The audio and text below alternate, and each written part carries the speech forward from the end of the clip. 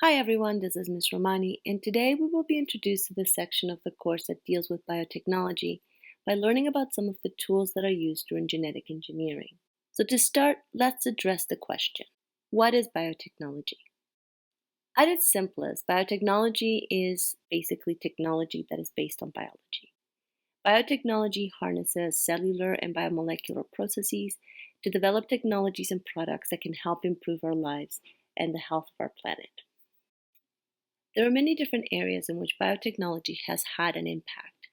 For example, in the world of medicine, it has been used to produce pharmaceuticals like insulin that is used for treating diabetes, or mRNA vaccines that are being used during the current pandemic. For decades now, biotechnology has been used in agriculture and the food industry through the development of GMOs and other food products. It can also be used to help protect the environment through the development of more environmentally sustainable farming practices, or even the development of oil-eating bacteria that can help clean up oil spills. Biotech is also helping to increase industrial efficiency and lower fuel use, as well as in the development of biofuels. And biotechnology has, of course, led to amazing developments in forensics. For example, DNA fingerprinting can help identify individuals with extreme accuracy, and a type of genetic test called a PCR test can be used to detect the presence of viruses. For example, the PCR tests that are currently being used to detect for the virus that causes COVID-19. So for this course, we will focus on just a few of the tools and uses for biotechnology. The fact that scientists are able to manipulate DNA in a variety of ways is incredible, but manipulating DNA is not at all like what we see in this image, for example, because DNA is not a large structure that can be cut, say, using scissors. DNA is a submicroscopic molecule. Yet scientists are actually able to cut and paste different strands of DNA together. So how do scientists do this? So let's start with the quote-unquote scissors that can be used to cut DNA. These are enzymes called restriction enzymes. A restriction enzyme is a DNA cutting enzyme that makes cuts in DNA by breaking phosphodiester bonds in the DNA backbone. Like many of our biotechnology tools, restriction enzymes are found and obtained from bacteria. It is believed that restriction enzymes kind of evolved as a defense mechanism that bacteria have against viral attack, allowing bacteria to pretty much cut up or chop up any harmful foreign DNA that is introduced into their cells, which would be viral DNA. What makes restriction enzymes extremely useful for us, though, is that they do not cut DNA randomly. Instead, each different enzyme recognizes a target sequence called a recognition site or restriction site, and then cuts DNA at those specific sequences. Recognition sites are short DNA sequences, generally 4 to 8 nucleotide pairs long, that a particular restriction enzyme recognizes. Most restriction enzymes recognize palindromic sequences. A palindrome is basically a word that is spelled the same backwards and forwards. So the word civic or the name Hannah, for example, it's spelled the same backwards and forwards. Now, a palindrome in DNA is a little bit different. In DNA, a palindromic sequence is one that has the same sequence in both DNA strands when read 5' to 3'.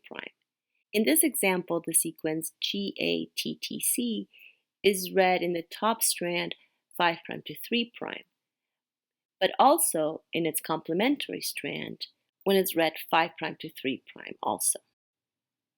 A restriction enzyme scans the strand of DNA, and as soon as it finds its recognition or restriction site, the enzyme then cuts the sugar phosphate backbone at specific points within that restriction site. There are two possible types of cuts that are made by restriction enzymes. Many restriction enzymes make staggered cuts in the two strands of DNA. These are called sticky ends because those overhangs, those pieces of DNA that are left unbonded to their complementary bases, are capable then of annealing with each other by hydrogen bonding when it comes in contact with its complementary strand.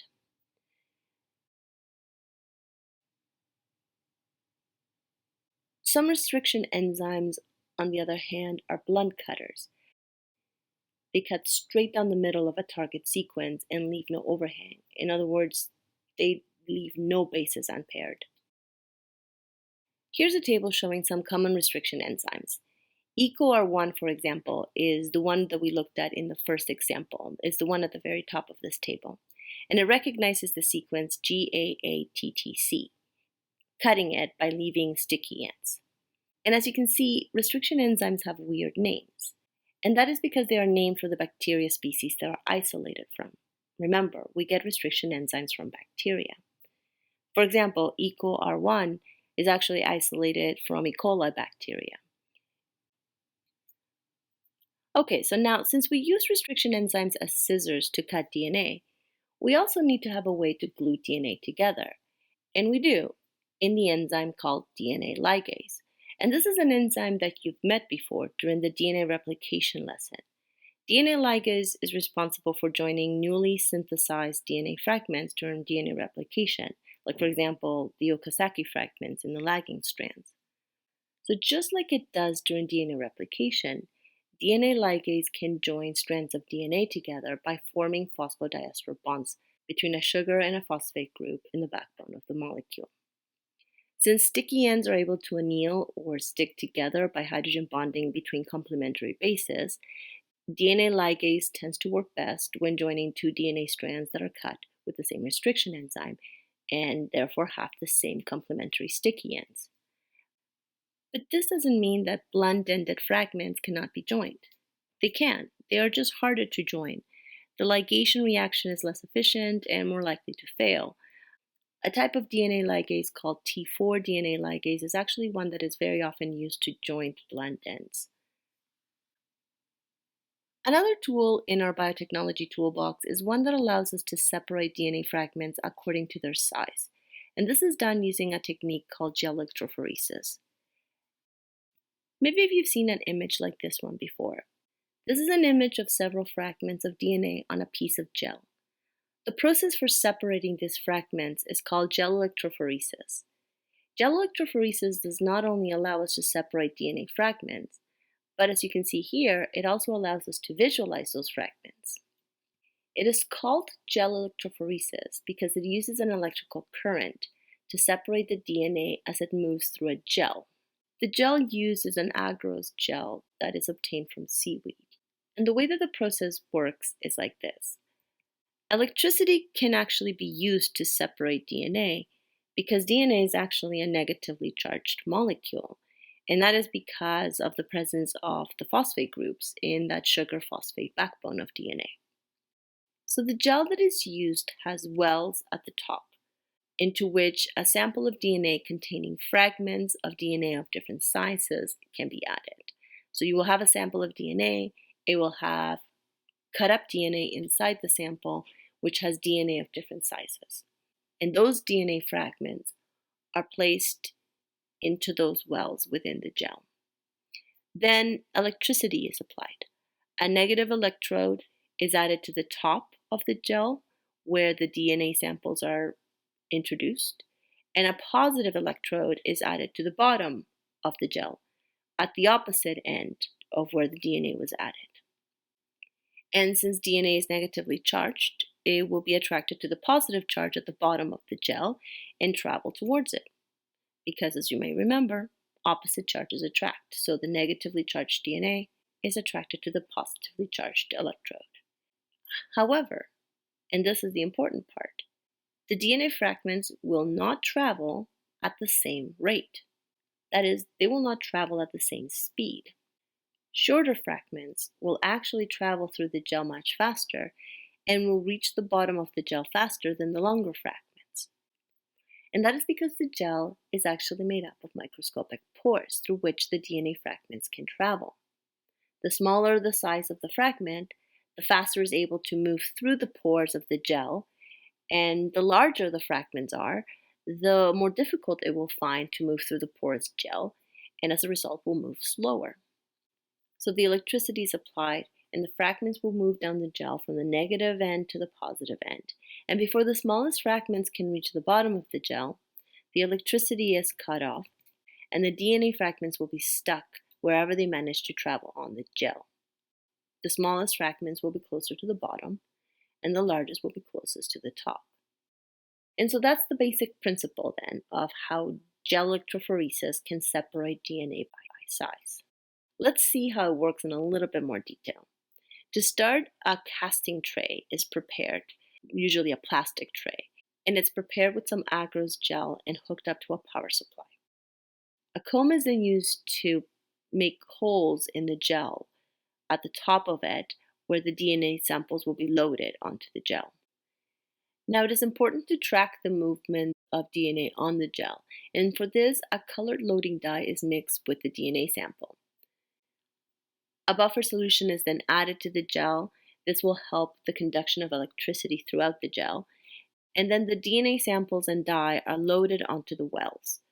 Once the power supply is turned on, the DNA mixture and loading dye will then move through the gel. The loading dye will travel a bit faster than the DNA segments, and so that way they can be visualized when they get to the bottom. And once that dye reaches the bottom of the gel, the power supply can be turned off. At this point, the DNA fragments are now stuck on the gel, but are not visible to us. So that's the next step.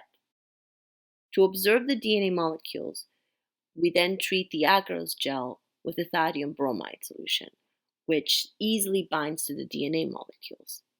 When the agarose gel is viewed under UV light, bright bands can then be seen because of the ethadium bromide, which is bound to the DNA and glows under UV light. Now we know that the longest DNA fragments are found as bands near the top, and the shortest are found as bands near the bottom. But how could we know the exact size of the DNA fragments? To do this, we use a standard chart called a DNA ladder.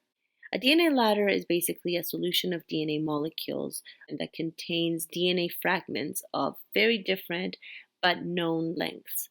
And these are added to the first well of the agarose gel and run through the gel electrophoresis along with the unknown samples. When the gel electrophoresis is completed, we can then compare the unknown fragments in our gel to the standard lengths that are found on the ladder. And that way we can determine the size of each DNA fragment that is separated by gel electrophoresis. Sometimes gel electrophoresis is used to isolate a section of DNA of a specific length, maybe one with a gene of interest. This can be done by a process called elution, where the fragment is found and then cut out from the gel. Now, sometimes when we cut out that gene of interest, we do so because we want to introduce it to maybe a new organism. And to do that, we can use something called a plasmid. A plasmid basically gives us a way of moving DNA into a new cell. Specifically, plasmids are small circular DNA molecules, most often found in bacteria. They're not part of the main bacterial chromosome. Instead, they are much smaller and are often separate from the main chromosome. Plasmids tend to carry only a few genes, usually ones that give some survival advantage to the bacteria.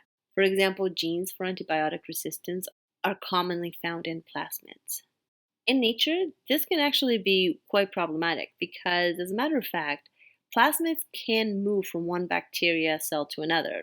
Bacteria can share plasmids with each other.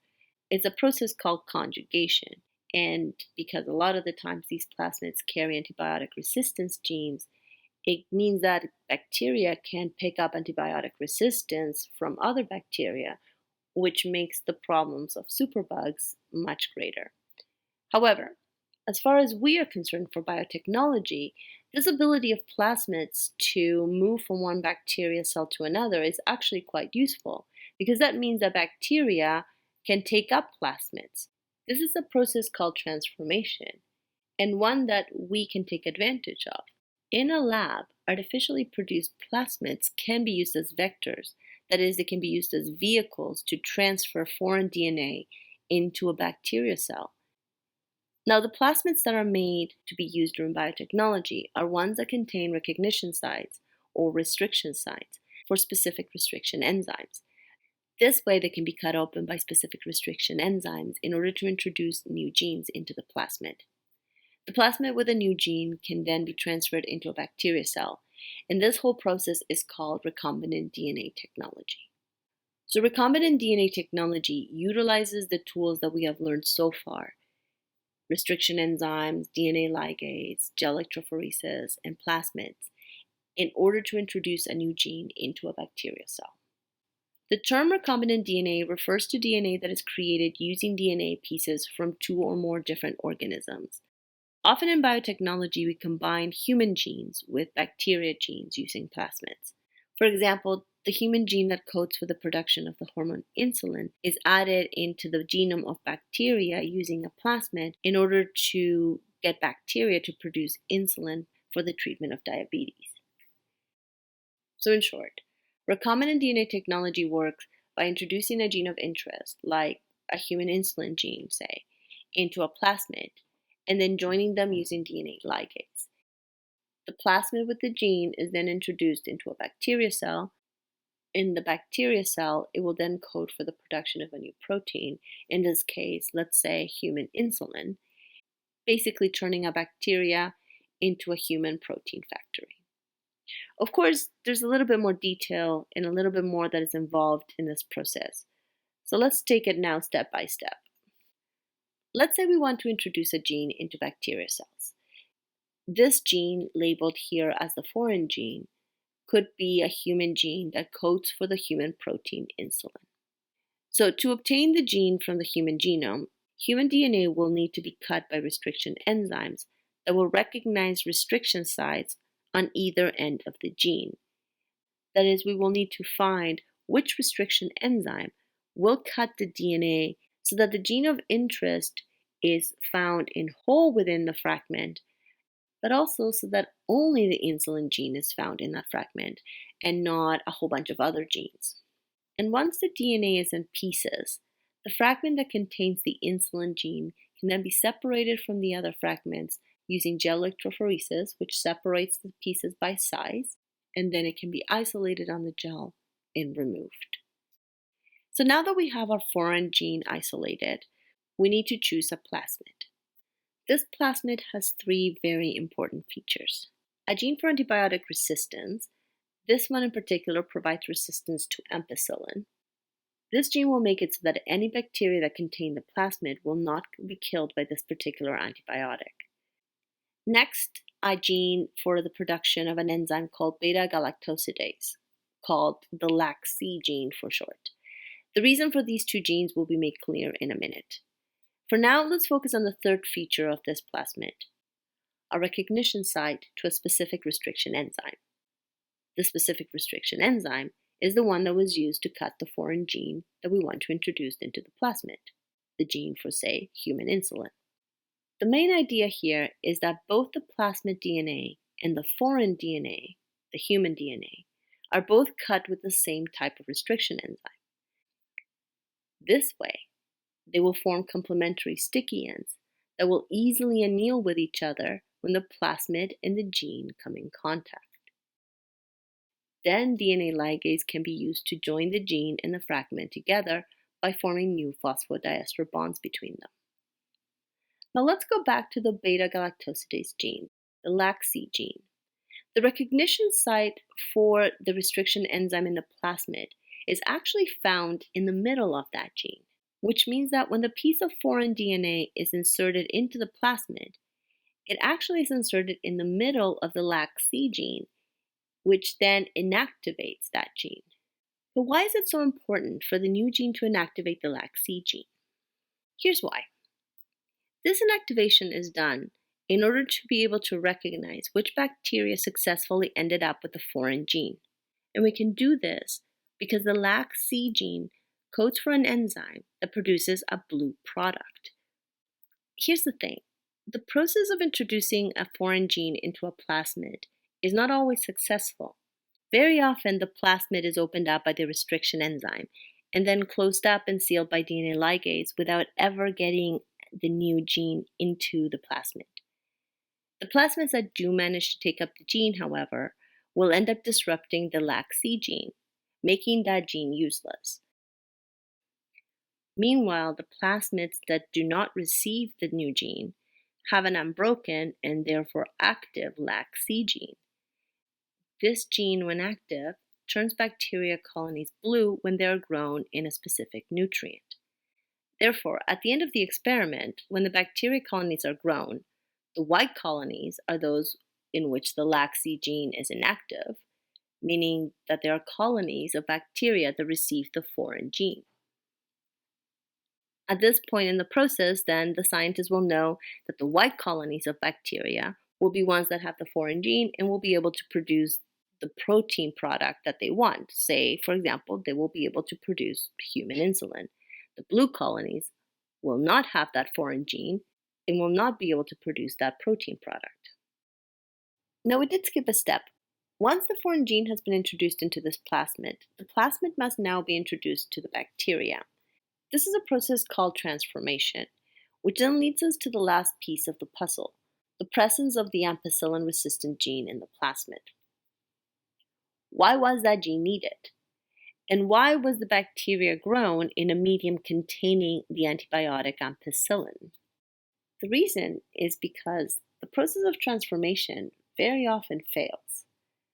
Let's take a look at this picture right here. We have a whole bunch of bacteria and a whole bunch of plasmids, and our expectation might be that every single one of those bacteria will be able to take up a plasmid by transformation. But in reality, only a few bacteria end up taking up a plasmid. The rest don't take up any plasmids at all. So to ensure that only the bacteria that actually receive the plasmid can grow in the petri dish, all the bacteria are grown in the presence of an antibiotic, in this case, ampicillin. Since the plasmid includes a gene that gives bacteria resistance to ampicillin, only the bacteria with the plasmid will be able to survive the antibiotic.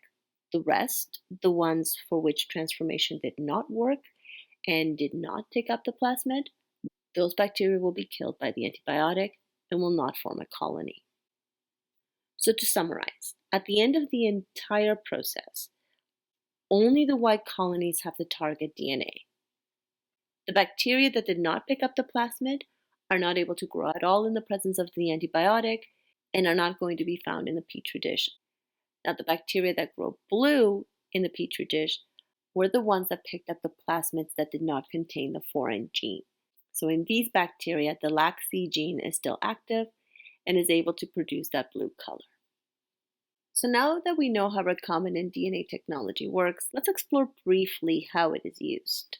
Of course, one of the main uses of recombinant DNA technology is one that I kept mentioning in the examples, and that is its use in the production of pharmaceutical products, for example, in the production of human insulin. So recombinant DNA technology can be used then to produce a lot of different human gene products, not just insulin, but other hormones like growth hormone and enzymes, and essentially a lot of different human gene products can be produced using recombinant DNA technology. GM insulin produced by recombinant bacteria was, as a matter of fact, the first GM product ever produced. Bacteria with the human insulin gene were the first transgenic organisms, that is, organisms that contain DNA from two different species. Another semi-famous example is the use of recombinant DNA technology to produce vast quantities of bovine somatotropin hormone, also known as bovine growth hormone. This particular hormone is used to increase milk production in cows. Recombinant bovine somatotropin, or RBST, has been approved for years for use in the United States. However, it has never been approved for use in Canada in Canadian milk production. Recombinant DNA has also been used in the production of bacteria that can eat oil, which can actually be used to clean up oil spills. This bacteria was actually the first genetically modified organism to be granted a patent. Recombinant DNA technology is also widely used in the production of GMO crops, that is, genetically modified fruits and vegetables. It turns out that there is a bacterium that infects plants by introducing a plasmid into the plant genome. And this bacteria can then be used to introduce foreign genes into plants. It's a very common way by which genetically modified plants are produced. And the topic of genetically modified organisms, or GMOs, is one that would warrant its own lesson, and we don't really have time for that for this lesson, so I will end this lesson here. Have a great day, everybody, and I'll talk to you soon.